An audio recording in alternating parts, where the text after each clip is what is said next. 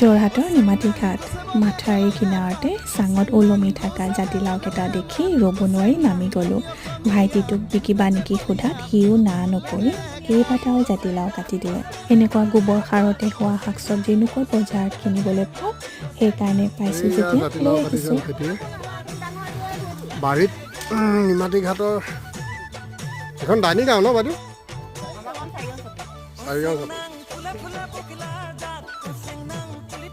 বাইদেউগৰাকীও বৰ মৰমীয়াল আছিল। এইটো লৈ যোৱাকৈ কেইবাটাও জাতিলাও কাটি দিলে। বাকী শাক চব্জিৰ গছবোৰ পিছে সৰু হৈ আছিল, তাৰ বাদে বিহুতহে মাতিছে, তেতিয়ালৈকে অলপমান ডাঙৰ হ'ব। এনেকৈ ভাল লাগিব।